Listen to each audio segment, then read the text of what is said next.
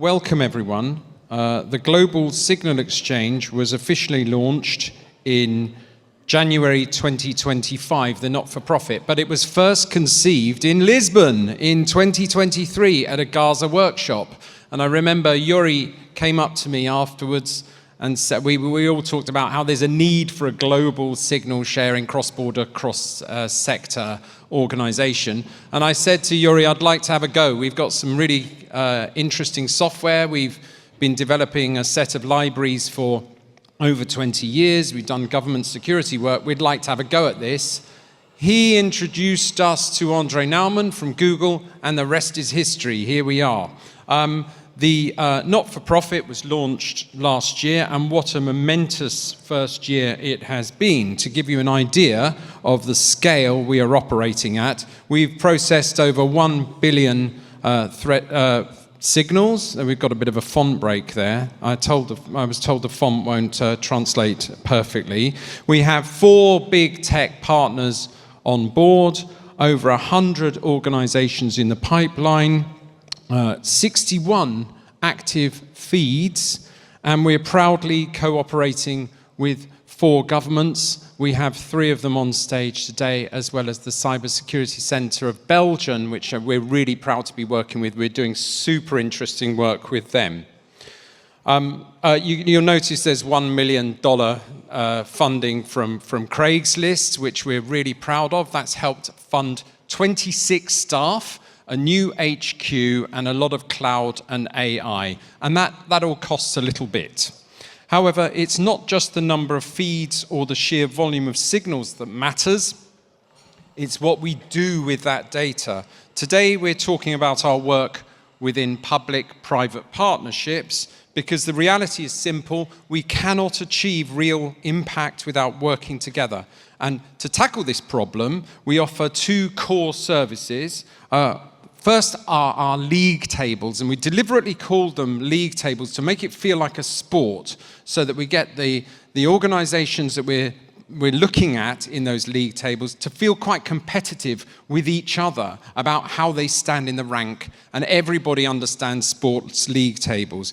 This gives us instant visibility and insight into organizations across what we call the internet supply chain. Those are the very services that facilitate scammers. Scammers are exploiting to deliver harm at speed, at scale. And the second big service for us is cross-border, cross-sector signal sharing. This is how we ensure governments get exactly the information they need to act swiftly and decisively. To help us dive into a quick discussion on this, I'm absolutely delighted to introduce our fantastic panel. Naumann, Principal of Trust and Safety at Google. Chen at the end there. Mark Chen. I mixed you both up there. Mark Chen, Director at GovTech Singapore. Next to Andre is Nick Sharp, Deputy Director of Fraud at the UK National Crime Agency, the NCA. And finally, last but not least, is Jayde Richmond, General Manager of the National Anti-Scam Centre and ACCC in Australia.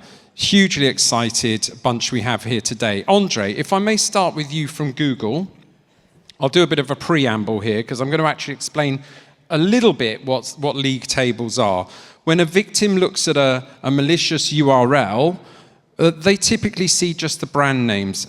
How many here think that this is actually a .com domain name, a URL?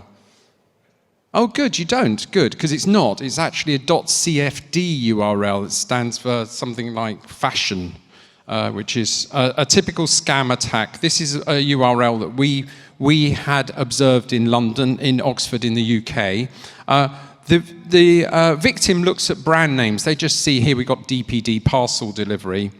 But at the Global Signal Exchange, we see various providers behind the URL delivering those signals. What we do is divide those providers into groups, like a salami slice, and compare them within their own sectors. We literally count the number of threat reports we can attribute to those individuals.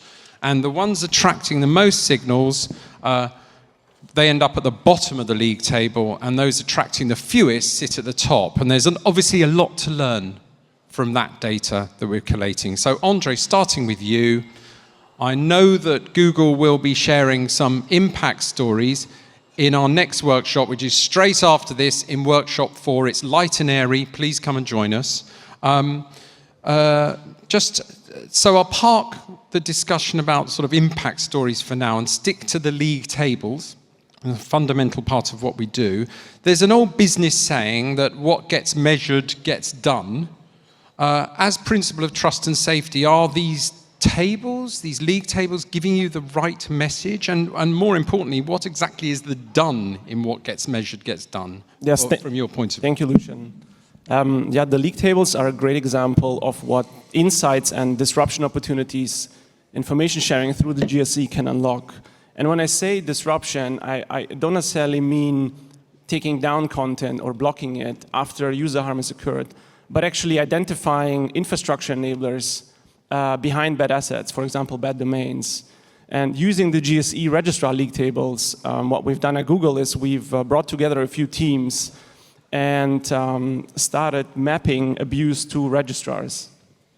And could you explain a bit, domain name registrars? Domain name registrars, that's correct, yes. So they're people who sell domains. And as a result of that, we identified a small subgroup of high-risk registrars having a disproportionate abuse footprint on Google products and services.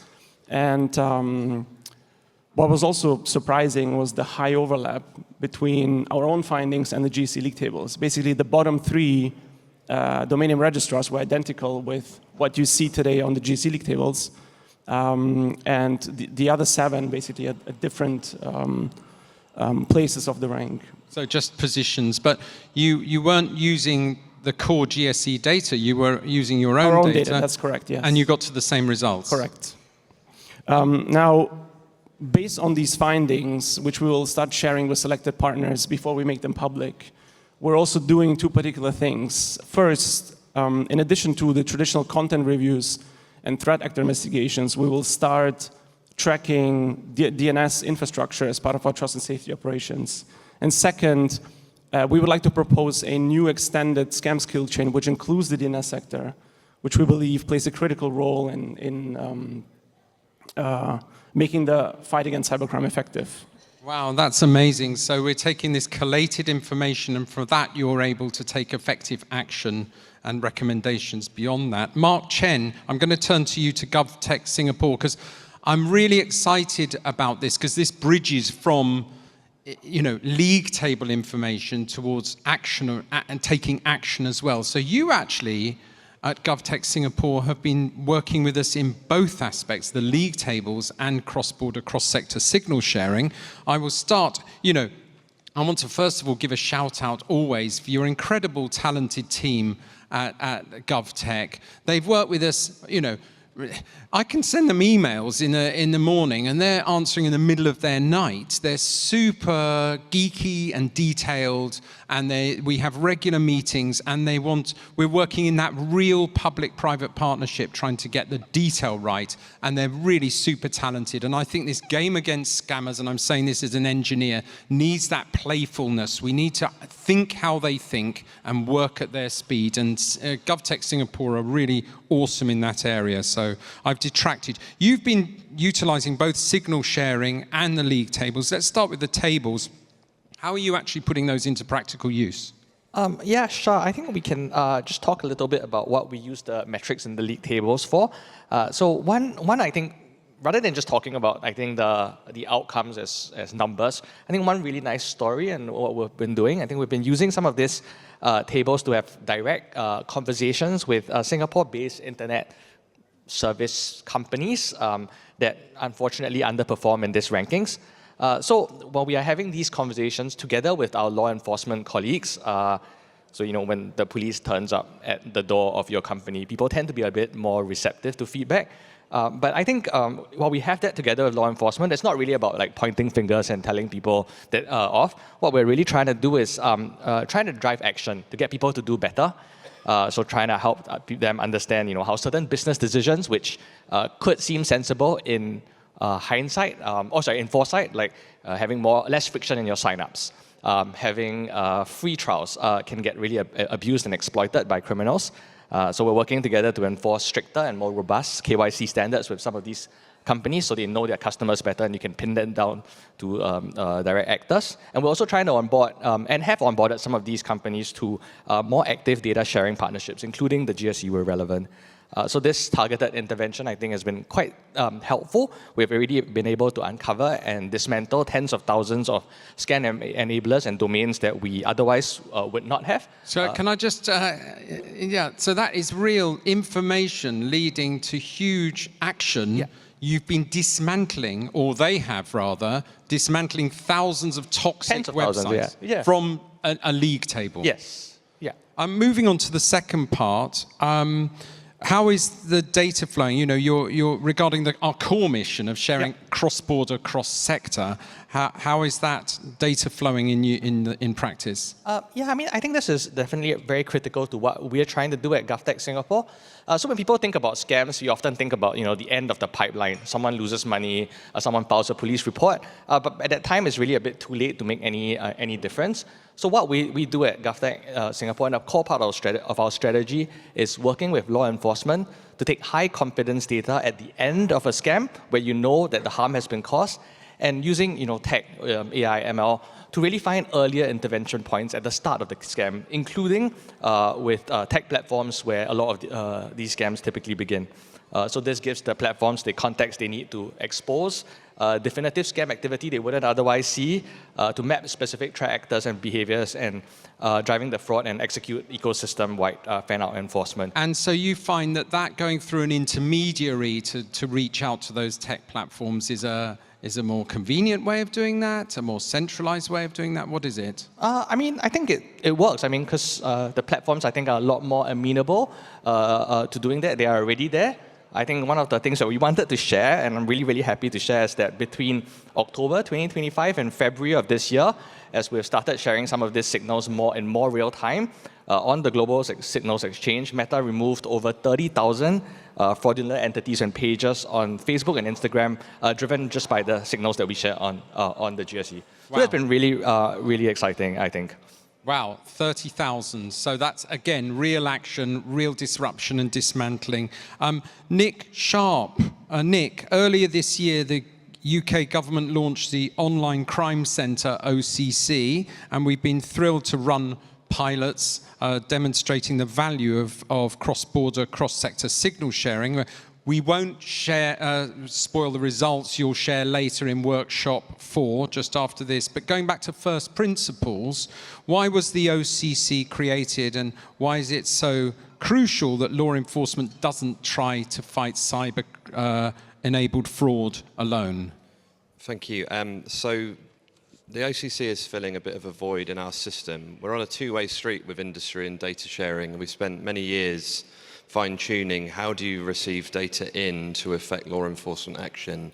And we're seeing increasing examples of disclosures from industry which come into UK law enforcement and then let us take action overseas. But what we recognise is UK law enforcement, UK intelligence sit on an awful lot of data which has value, not from a law enforcement perspective necessarily. We can't go after every single criminal or scam or fraudster that we identify, but we know that that data that sits behind them has great utility in industry. So the Online Crime Centre, it is doing a few functions, but one of them at a very tactical level is finding ways to aggregate that information and share that at scale and in as near real time as we can possibly get to with industry for industry to take action. So traditional intelligence collection material, which we would never have dreamt of sending to industry in the past, the Online Crime Centre is giving us a platform to enable us to find those bridges to industry for them to take action. And as you say, I'll give a working example of that in the workshop just after this. And good luck with that. I think it's a hugely exciting project. I just wanted to say, I mean, the GSE, you're talking about sort of maybe more low confidence signals out there that you're not necessarily able to take law enforcement action against, but you're allowing the community to enrich those threat signals. And presumably the OCC, if the community itself finds higher confidence, more signals, more enrichment to cause concern, you will be interested in that the other way, coming back into your intelligence services. Yeah, that's where we are at the moment, and some of you in the room are helping us fine-tune this. There is definitely some very low confidence signals which need real enrichment with your own data and risk information. But amongst there is some very high quality material. Now it will all look the same as it leaves our door so that you would just take independent action. But what we need to get right is signaling what's really high quality and enables action and what needs a lot of work. But the real benefit here is that fan out, which is when there's one signal from us which leads to discovery of multitudes of other signals in industry and then sharing those industry to industry. Thank you very much. And finally, Jayde, last but not least, turning to Jayde, there are some major new anti-scam initiatives launching under the ACCC in Australia imminently. Can you give the room a brief snapshot of that program? Yes, I've talked a little bit yesterday at the workshop about our new legal framework that's coming in. And I think in this context, what's really important is that we've, for some years, have been really driving intelligence-led prevention and disruption. Our private sector organisations have really stepped up. We've had a lot of domestic data sharing, which has shown real results. And I think where we're at the moment with our legal framework is that we're now looking at how we can integrate that where there are systems that are working, that are sharing signals and information and getting real results. So it's exciting for us in Australia at the moment to be working on pilots, including with the Global Signals Exchange, in the context of how our legal framework will enable the sharing of actionable scam intelligence. And that's really important because we've talked a lot yesterday and today about protecting our individual citizens in our countries, but we're part of a global environment. I see an incredible value in data and intelligence. It is a public good. We should embrace it. And we are really looking forward to working with the Global Signals Exchange and incorporating our signals and data as well, but also potentially looking at these kind of exchanges as data gateways under our legal framework so that entities like the big platforms who are already using it can utilise and leverage what they're already doing to integrate with what's happening in Australia.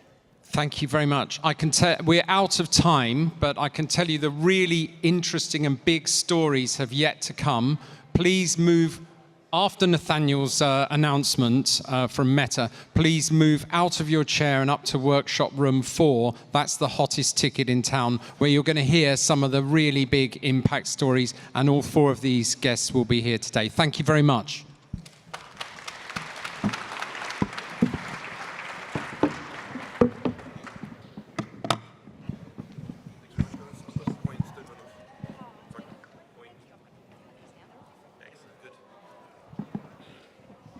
All right. Thank you very much, guys. Before we go to our breakouts, we've just got 5 minutes. I think a really exciting presentation from Nathaniel at Meta, who's going to talk about some new and interesting and exciting developments that Meta have been doing today. It just announced just today or yesterday. I don't know if you needed to use the word exciting that many times. It's always a good sign when someone builds it up like that. Do we have the slides? Or should I? Come on, okay. Oh, with the clicker. Not only do we have the slides, but I have control of them. That's incredibly dangerous. Thank you for just a couple of minutes. What I wanted to do is to take a moment, really just to talk about something new we recently launched. I think it's a little bit interesting. I wanted people to hear the perspective on it, but also I think this is a great audience to get out awareness about tools like this, so I wanted you to be able to know about it. We have launched, it's live now in our products, a new scam protection center, which is a single destination point for people to get information about scams, about risks, and how to keep themselves safe. There's a bunch of parts to this, but I want to focus on one in my 3 minutes left, which is dealing with a specific problem that people have in reporting scams on our platforms. I think as folks here know, scams run through an extensive attack chain as these actors are engaged in this. Scams can run for weeks or months. And we are most aggressively abused towards the earlier end of the attack chain, which means that victims sometimes might believe or have context or know that they were contacted by a scammer on our platforms, but then by the time they realize it's a scam, if they want to report it, they're not sure what to report. User reports are really important and valuable to us, and we're trying to do everything we can to make that easier. And so there's this component of the center that is designed to address exactly this problem. This is what it looks like with our shiny animated GIF. But what I want to focus on is this. So the way it works is if you want to report a scam, rather than needing to identify the exact asset that was the vehicle for the scam, there's an AI tool that you can describe what happened to you, and it can look back at things you might have been exposed to, and it can ask you, was this what it was? And it can work with you to find whatever the sort of anchor point was so you can more easily and more effectively report it. So you can see over here the way sort of the flow works. And the idea behind this is we want reporting to be as easy as possible, and we're trying to make it easier for people to deal with this exact problem. And it's an interesting way that AI actually really helps with what has been a really persistent challenge for us. It's designed this way in part from working with scam victims and understanding the problems they have in reporting. The tone, the way it engages is built on some of the advice that they gave us. But in particular, we don't want them to have to figure out what happened. We want to be able to work with them and support them in doing it and making it easy. It works like that. So, right, this is how you find it. If anyone is interested, it's very easy to find. One click on the main menu. There's the Scam Center, giant blue button to report a scam. As I said, the goal is to make this as easy as possible and as accessible as possible. And the reason we're doing that is because reporting of these scams is really critical to our enforcement efforts. Because we're early in the attack chain, we often lack evidence to be confident that something's a scam. The more clear evidence we have that something's a scam, the more aggressively we can enforce. Now, we don't wait, right? Even if we have low confidence, we can take softer actions to make these things harder. But to remove things from the platform, the more evidence we have, the more aggressive we can be. And so we've said for a while, and a number of you have heard me say this, how valuable and important reporting is. And people have commented sometimes that it's not as easy to report as they would like it to be on Meta. And we are working to keep making that easier and easier. This is one small example of it, but it's an interesting way to use AI to really accelerate and make these things work better. So we have this Scam Center. It is very easy to find. We really want people to be able to leverage it and use it for more intelligence about how they might be at risk. We've centralized a lot of the information there, and a bunch of our early warnings that we do if someone is, for example, friended by someone who's from outside the country or contacted by someone who's not in their address book, leverages information here. And this AI reporting tool is designed to make it as easy and effective as possible. We're seeing people across industry start to use AI to improve reporting, right? GASA here at the last conference announced scam.org. GSE has been thinking about ways to do this. A bunch of different players have. And it's really exciting to see AI being used to make these tools better. And I'm interested as we build more of these, how to think about how they all fit together. So, as I said, it was a quick announcement. I don't want to take too much time, but I wanted people to be aware of it, both because I think it's interesting and because I'm hoping you can help more people find it and make use of it. Thank you.